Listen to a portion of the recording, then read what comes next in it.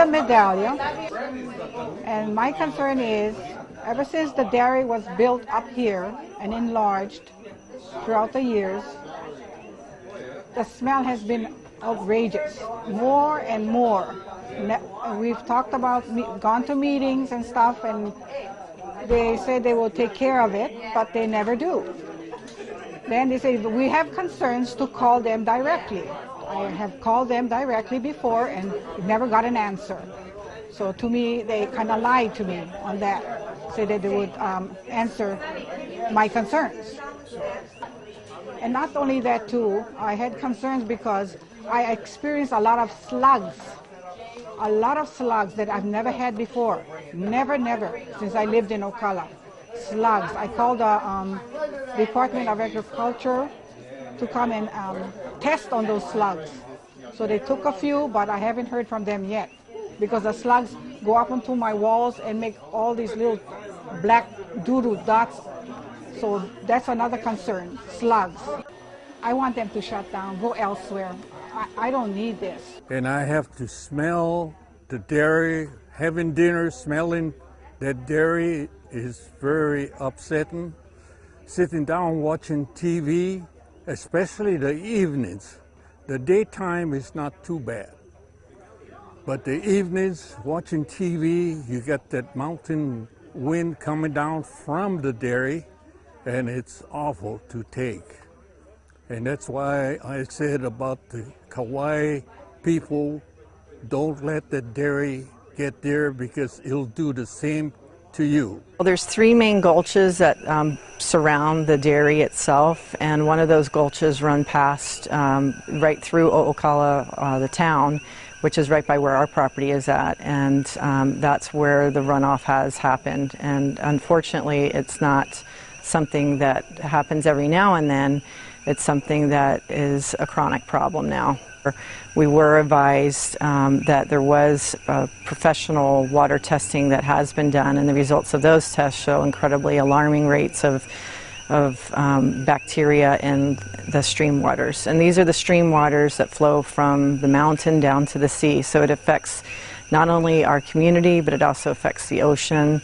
It's something that impacts all of us, and we still don't even know its effect on our drinking water yet. But right now, they're overproducing, and it's the overproduction of their operation is what is causing the problem. And the runoff is happening, the water quality is being affected, and we expect the federal, state, county agencies to step up to the plate and hold them accountable. And that's been what's really very difficult to do, is to have anyone accept responsibility and even acknowledge that there's even a problem.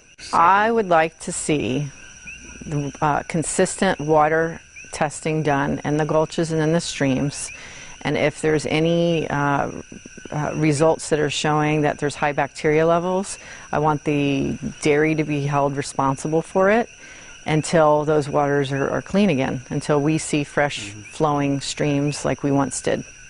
So we were presented with a plan that rolled out in February of 2014, and we were lucky that we had people in the community that knew a little bit about dairies and knew how damaging and how harmful they can be and how dangerous to public health. So they said, we got to study this, we got to look at their plan, we got to understand. So I think Val's idea of you guys forming a community committee is a really good idea, because, you know, the dairy comes along, and to be honest, they do a good job of persuading government bodies, we're going to do something good, we're going to provide nourishing milk, we're going to help you increase your sustainable food. But when it's an industrial dairy with concentrated animals on a relatively small amount of acreage, it can be extremely harmful if it's not well done. In our case, it's really close to the ocean, a beautiful beach, Maha'ulepu. It's the place they want to put the industrial dairy is supposed to be 6/10 of a mile above this ocean. Again, upslope, and in our case, there's actually a natural stream that enters the property, comes off the property, goes across the beach, and enters the ocean. And that stream makes a little estuary on the sand. The kids love it because it's shallow, it gets warm, they play in it. can you imagine what it's going to be like when it's full of fecal bacteria? So we have a lot to be concerned about, and we've worked hard. When we heard about your problem, so we came over, and through a lab approved by the state, we had water samples drawn from your stream and from your ditches. We've had 2 sets of samples drawn. The numbers are staggering. You have lots of E. coli. In one of the ditches, there's like 20,000 E. coli. I mean, it's so far above the state number. We are also filing the reports with the state for you. So one of the things to understand is the agencies.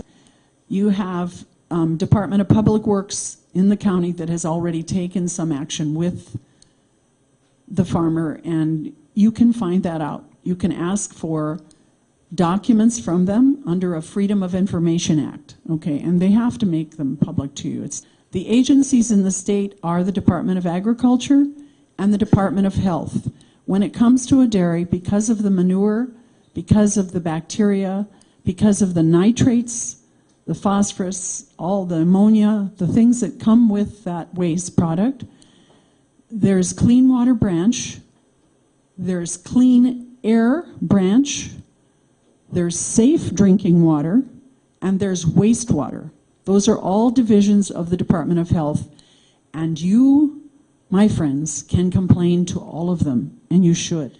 And here's the thing. I was talking to Wynn when he was telling me about the odor and what comes down, and people have actually seen brown water flowing through the ditches that looks like it has manure in it. And that fact has also been documented on the State Department of Health website, by the way, because members of your community have made complaints that have been recorded by the state. So they are on alert that this is happening. The state is taking action. They just filed a letter with the dairy telling them that they are considered a confined animal feed operation, a CAFO, and they're considered a large CAFO. They're required to get an NPDES permit. What does that stand for? National Pollution Elimination Discharge System permit. It is a federal permit. It requires engineering. It requires a stormwater runoff plan that has, they call it a SWAP, but they have to come in with a stormwater assessment plan project. They have to actually talk about the grade. They have to show how much water is going through the property. They have to show how much water they use. They have to show how much water they create. And they basically have to get permission to continue to operate. But you need to ask them to continue to test. So you have Enterococcus over 2,000 in every test that was run except one. The normal is 130. Even your one that didn't go up over 2,000 was still like close to 700, so it was way above the 130. What is the bacteria? Can you explain it? Yes. The bacteria, you know, all of our poo-poo has bacteria, okay. But, you know, cow bacteria is particularly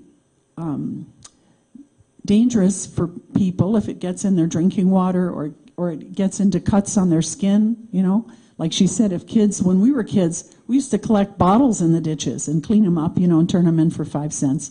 So, you know, kids play down in those ditches sometimes and in the gulches. But what happens is they regularly or irregularly, whatever the course, but they do give cows antibiotics. So they are on antibiotics, they're often on hormones, they're on supplements, and all of that affects what's in their bowels. And so the bugs that the bacteria that they grow that are normal to every human or animal intestine, Enterococcus, E. coli, Bacteroides, Salmonella, these things can live in animals. They become superbugs, super bacteria. They become resistant because they are given a little dose here, a little dose there. And so then when the human gets it, and that's why you've heard contaminated meat. Remember, there was a plant with contaminated meat from fecal material, and it had E. coli in the hamburger. And when the hamburger wasn't cooked sufficiently, people got the E. coli, and it was such a strong strain of E. coli that it actually killed some people. And one of our board members and I just met with our new health director on Kauai, and she was reminding us of that. And she said E. coli is a very concerning bacteria, and you have very high counts of E. coli in all of your streams and ditches that were tested. 6 sites were tested. And that's important to understand. So you have to be safe, keep the kids out, and stay on it until you can get those numbers down. We went to the dairy today. When I say we went to the dairy, we drove by, we looked at it from the road, and we took pictures. So the effluent ponds are very full, and it's not a very clean looking place right now. But, you know, that's something I think you're all here about. But one of the things to remember, here's the thing that we learned by studying all over the U.S. Bacteria, they can really clobber with chlorine and the other treatments they use for water, yeah? But nitrates, which comes from the cow, the high nitrate concentration, it ruins wells because it cannot be chlorinated out, it cannot be removed from the well, and we now have hundreds, I'm serious, hundreds of communities all over the U.S. that have lost their drinking water from the nitrate leaching from industrial animal agriculture. That's what they call this, industrial animal agriculture. In New Zealand, where they have quite a lot of dairies, they now have just recently reported, and we have a report on it we can share with you, it's short, 60% of their fresh water throughout the country of New Zealand, yeah, is lost. It's biodegraded to the point where it's not safe for human contact. And I want you to know the dairy had somebody call the mayor from New Zealand to persuade him that these industrial dairies don't smell bad at all. They don't really smell bad. And he believed them. So I want to thank Bridget and our Kauai Ohana for coming. So how about a hand for Bridget when we're talking about posting signs? Because we have a lot of kids in O'Okala, and they're all over the place, and a lot of them like to go in the gulches. Yeah, yeah. So we need to start protecting. And when I see April here in tears because her family, we always gathering food as our resources through the streams. You go and look for opai or anything growing, fishermen. You know, I've gotten calls from some of our fishermen here that they can no longer fish because it's so badly contaminated, even if they go around the Gulf side to get ocean side, and it's really bad. You know, whether it is from the dairy, I mean, you know, I cannot, you know, we cannot say for sure or whatever. We know something is wrong, and we know that something is above us. And I'm not saying we're against dairies, okay? So all the people here, we're not against dairies. It just needs to be the right size in the right place. At this time, I'd like to ask Brad if he could come up. Thank you, Brad. So there's a lot of questions that were asked that I'll try to address. There's so many topics that were covered in that time frame. So since the last meeting that we've had, we had all the diversions were gone through and cleaned out. There was a question, did the dairy change those diversions from the plantation days? As far as I know, those are the same diversions that run through the dairy. Okay? As far as I know, I've been here now 3 years. I can't speak for the dairy that owned the property when they first put in the old O'Okala dairy. I can't, Island Dairy, I believe is what it was called. I can't say that those weren't changed. But as far as what we've had, we have not changed those diversions from the plantation days. Okay? Those diversions are the same diversions that need to be cleaned out and maintained, which led to the issue of the flooding the last time.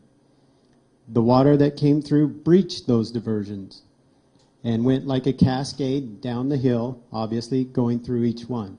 Okay, since this meeting, since that meeting, all of those diversions have been repaired and cleaned out. We've had rainfall since then. We monitor, kudos to the county for cleaning all the coverts. We've come down to watch and make sure that those coverts, there isn't excessive flow coming there, because I believe last time we talked about the coverts are designed to catch minimal water, roadway water, and any that comes off of the embankment. Excess. There you go. So, looks to me, I mean, just in the last 6 months, that's worked. Those diversions are working the way they're supposed to work. The grass burn that has been planted in there, it actually is 30 acres. Someone hit the point. It is a strip that comes across that whole bottom area. Now, the planted part is the 30 acres, but there is also the grass buffer of the slope that goes into the fields. And then most of those spots, they hit the diversion that's up above it, too. So there's an additional grass area that comes in there. So you actually have a diversion, and then those whole fields are all planted. So there is 30 acres that's planted, that whole bottom. That is still growing. If you haven't noticed, the grass in there is about 8 inches tall. We're anticipating guinea grass, the way it grows, will come and start seeding itself in over the next, who knows, hopefully this summer. And then you'll start to see large bundles of guinea grass coming through. We'll continue to mow it so it makes it a good catchment. And that was the entire goal, was to, as we talked in the meeting, to set up a way that we could put people's minds at ease that runoff, the mud that comes from those fields, the topsoil, doesn't leave the property. Now, I will tell you, water will still come, obviously. You see that happen. It goes. But as far as on the Malka side of the road, I believe we've done our part as far as cleaning out all the diversions and maintaining those waterways that we can. Looking across the road on the lower side, the county has done a great job cleaning out those coverts. We observed them cleaning out each individual covert. In some spots, man, it took them about 2 weeks to clean out the coverts. They've been that way, and I imagine it was just a lot of time built up as far as material in those coverts to get them out. What we've seen in our farming practices, about, I'd say every 16 months, you need to go back in and clean out the topsoil that's been brought there. And usually our practice is you push it on the downside slope so it actually makes the berm bigger. Okay. The one thing that we've also implemented is there is no farming actually on the upside of that diversion. Okay. So previously we would farm to the diversion and stop. Now there's actually a grass buffer on the top side of that diversion, which does not get sprayed, which does not get tilled or anything like that. But there will be the occasional clean outs that happen, and you'll strip away the vegetation if there's topsoil in those. So as far as the runoff goes, I think we've caught that point. The plan with the NRCS is what we're working on right now. It takes time, as obviously, to change our farming practices into what the NRCS recommends, and they've been great to work with. I mean, she's been great. And that'll take time to get to that point. We submit, okay, this is what we're going to do as far as cleaning diversions, all of that, and then the planning practices need to be changed to follow what they recommend. Now, obviously, they're putting together a new plan to address maybe big, deeper slopes. Maybe we decide, okay, those slopes, we've put them back into grass. You don't farm in. There's a bunch of issues like that. So that's where I would say if there's something that still is in the progress, is that plan, to get the plan in place. And we're committed to use the plan and to follow the plan, just so in meetings like this, if something does happen, a natural disaster, people can say, okay, they're at least following the plan that was there. There was someone that brought up the point that the cane days, they harvested in sections. They planted in sections, things like that. So we've adopted that same standard. Okay, so if you watch our farms, there's a different growth points on the corn. Okay, so if you go all the way to the top, you see the corn's 4 or 5 inches tall. But if you look down here on the bottom, that stuff's 1.5 feet tall already. So as it was harvested, taken off, planted, moved to the next section, waited, harvested, planted, moved to the next section. So that is a practice that we had changed. I don't know who brought that question up, but that is something that we did take care of. Like I said, I understand, there's a lot of animosity when you deal with things that affect your home life. I understand that.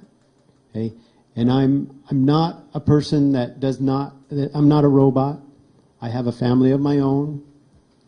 I care about the environment also. Okay? I care about people. I care about how you feel. I care about what you think of me. I care about what you think of the dairy. Okay? My main goal is to try to make that dairy work, but I've got all these pieces I've got to make happy too. And I understand there is a smell, and I understand everybody, that's the elephant in the room that everybody, so we do apply manure onto those fields. Speculation on my part is whenever we get a change of weather patterns, cold air brings down that smell. That's my speculation. So all of our system is set up for catchment of water, catchment of effluent. That's manure with urine, all of that. That's if you've seen our dairy, it's a freestall barn set up.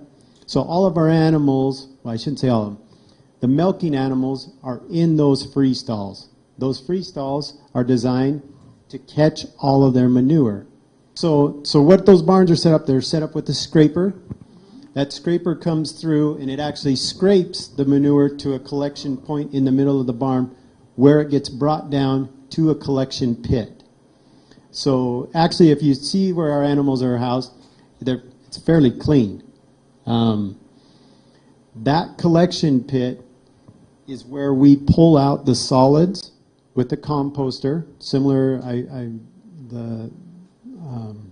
the lady that was talking about composting, similar process. We extrude all of the water out of it, and the solids get left behind, and then it gets composted, heated up, as she was referring to. It's about 150 degrees, kills your bacteria in it, and then that's actually what we bed the animals in. So the whole process is for us, we're trying to collect as much waste as we can to try to keep for bedding for those animals.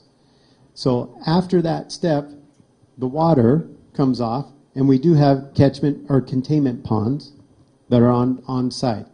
They're on the far side of the property, obviously. They're set up so they can irrigate the crops, and that's how you disseminate that liquid back out. Okay, so every time that people say, well, you're just flushing your manure down the streams and whatnot, it's not what we want. It's against, number one, environmentally, the responsibility that we have, as well as our functionality of the dairy.